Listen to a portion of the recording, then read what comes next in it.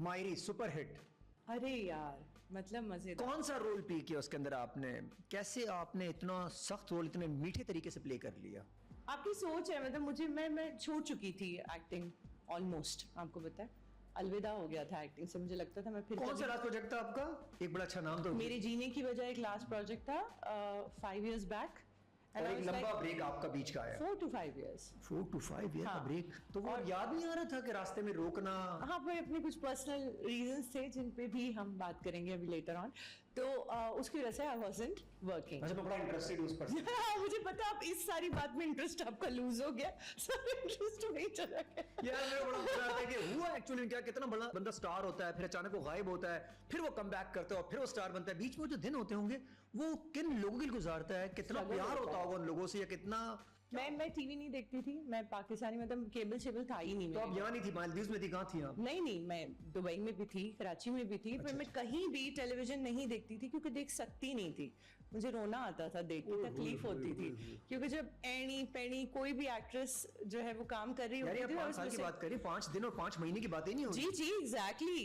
मैंने television drama नहीं देखा, मैं नहीं देख सकती थी पाकिस्तानी ड्रामा, क्योंकि मैं उसका पार्ट रही हूँ और मुझसे बर्दाश्त नहीं होता था कि मैं खुद नहीं हूँ और मैं इतना कुछ कर सकती हूँ ऑन स्क्रीन और मैं नहीं कर रही हूँ।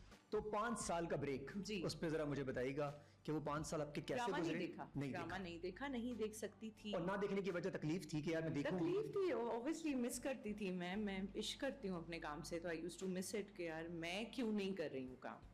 और मैं अपनी वजह से नहीं कर रही थी, नॉट दैट कि आपको ये होता है कि आपको काम मिल नहीं रहा है या पर्टिकुलर तरह का काम नहीं मिला, हर तरह का काम मिल रहा था और आप नहीं कर रहे थे।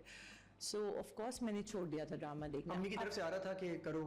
अम्मा की तरफ से हमेशा आता था कि करो। आवाज आती थी करो, रोको मत। क्योंकि अम्मा ने ही एक्टिंग शुरू करवाई थी, अल्लाह उन्हें जन्नत ये तो खुद रुकने की वजह थी, उसके पीछे क्या वजह थी?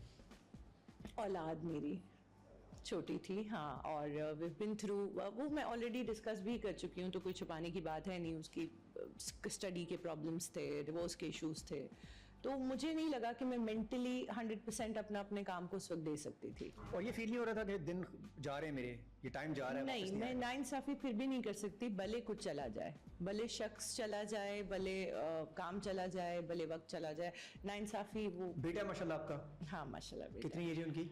अब माशाल्लाह 12 साल के हैं। एक्सीलेंट। तो कहते हैं ना, रेज योर सन वेल।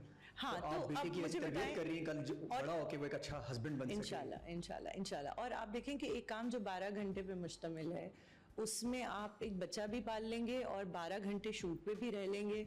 ये उनके साथ तो शायद हो सकता होगा जिनकी 4 बहनें होंगी पीछे संभालने के लिए, या कोई बहुत प्रॉपर अटेंड करने के लिए होगा। मेरे पास अनफॉर्चुनेटली नहीं था, जहाँ इतना सब कुछ था वहाँ ये नहीं था। तो मुझे लगा कि नहीं, और साइकोलॉजिकली मुझे ये फीलिंग थी कि मैंने खुद एक ऐसा बचपन देखा था जिसमें अम्मा अवे थी, फ्लाइट्स पे थी। You getting what I'm saying? अम्मा 12-12 दिन लंदन होती थी, 12-12 दिन इधर उधर आगे पीछे। तो मुझे ऐसा लगता था कि बच्चे को मैं चाहिए हूँ, बचपन मेरे साथ गुजरेगा, अदरवाइज ट्रबल्स हो जाएंगे। तो कुछ तो कॉम्प्रोमाइज करना था।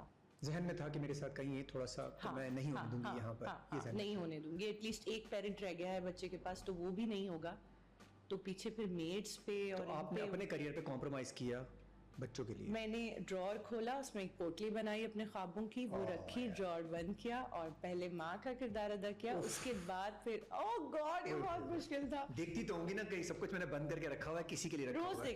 रोज देखती थी पुराने अपने ड्रामाज उठा के देखती थी, उनके क्लिप्स निकालती थी और इंस्टा पे डाल देती थी, जस्ट फॉर दैट, क्योंकि कर तो रही नहीं थी कुछ, तो पुराना निकाल के डाल देती थी, just because I was missing it. और फिर अचानक आप बिलीव करें कि जब मुझे ऐसा लगा कि Ran is grown up enough to ask for food और खाना पीना, वो अपना और एक सेटअप क्रिएट कर दिया उसके लिए, ऐसा कि मेड्स हैं, प्रॉपर घर में लोग हैं, एक आंटी हैं, उनको रख लिया to take care of him. तो जब ये सब हो गया तो one fine day I thought यार काम करना है and all that. I just got a call, I think after 2 days of that manifestation, कि हिबा वो एक प्रोजेक्ट है और उसमें तुम्हारा नाम दिया। वन ऑफ माय फ्रेंड जिसने कॉल किया उसको पता होगा कि आप 5 साल से 4 साल से काम नहीं कर रही थी, Paras Masroor, if you know him, he is an actor. He called me, he said यार तेरा नाम दिया आगे एक प्रोडक्शन हाउस में और देख लेना अगर कैरेक्टर समझ में। मैंने कहा मैं काम नहीं कर रही हूँ पारस, तुझे पता है and all that. He is like बात करके देख लेना। ऐसे ही रैंडम उसने कह दिया। Meesam Naqvi called me and he said एक मायरी करके हम एक प्रोजेक्ट कर रहे हैं और Hiba I am telling you, I bet कि ये प्रोजेक्ट डिफरेंट होगा। एंड आई वाज लाइक हर प्रोजेक्ट के लिए हर डायरेक्टर प्रोड्यूसर का यही एक फीलिंग होती है, तो ऐसा ही मतलब ठीक है देखते हैं, he is like negative character है एंड ऑल दैट। मैंने कहा तो वापस आऊँ, ऊपर से नेगेटिव से आऊँ, तो ये तो फिर इतने टाइम बाद मैं अपनी इतनी फ्रस्ट्रेशन लेके वापस आ रही हूँ, वो भी नेगेटिव से। आना कैसे था? पॉजिटिव से आना था, पॉजिटिव कैरेक्टर, अच्छा कोई प्रोमिनेंट मजेदार सा कुछ कैरेक्टर, अदबी सा कुछ कैरेक्टर करना था। तो उन्होंने कहा नहीं करें, स्क्रिप्ट भेजा। तो राहीला मुझे ऐसा लगा कि उस पूरे शांत घर में एक वाहिद लाउड आइटम थी। तो ये मीठी छुरी टाइप का सीन था इसके अंदर? मीठी छुरी नहीं थी, शी वाज लाइक अगर वो गलत है तो वो गलत है, फेस पे सबके गलत है। अच्छा, पता था कैरेक्टर ऐसा है, फिर भी आपने एक्सेप्ट किया? हाँ बिल्कुल एक्सेप्ट किया, क्योंकि मुझे लगा वो दिखेगा, डिस्कस होने वाला भी होगा, बेइंतहा डिस्कशन, मतलब ऐसा हुआ और डिसीजन आपका ठीक भी निकला, 10 on 10 बेहतरीन निकला। मतलब आप सोचें कि 5 साल आप लाइमलाइट से गायब हैं और 5 साल बाद आप एक प्रोजेक्ट करते हैं और फिर आप मार्केट जाते हैं मास्क लगा के, तो आपको कहा जाता है आप राहीला है ना, तो अच्छा हिब्बा को भूल गए लोग? हिब्बा को भूल गए ना। अब हिब्बा को तो वैसे ही शायद 5 साल में बिल्कुल ही भूल गए होंगे, I am sure at some point. तो आप राहीला हो जाते हैं एकदम से, तो फिर वो आपको जो जस्टिस लगता है तो फिर मजा आता है कि अच्छा, कैरेक्टर से जस्टिफिकेशन होती है जब आपको लोग उस कैरेक्टर का नाम बाहर लोग आपको पुकारते हैं? जैसे फॉर एग्जांपल शायद अगर मैंने वो ड्रामा बहुत ज्यादा देखा होता तो मैं कहता है राहीला है, हिब्बा नहीं, तो आपको लगता है कि यार मेरी जस्टिफिकेशन होगी कैरेक्टर के साथ? अच्छा देखिए, अब तो ऑनेस्टली स्पीकिंग ऐसा है कि लोग अब बहुत सारे एक्टर्स ये वाली बात कहते हैं कि हमें उस कैरेक्टर के नाम से बुलाया तो हम बहुत खुश हो गए।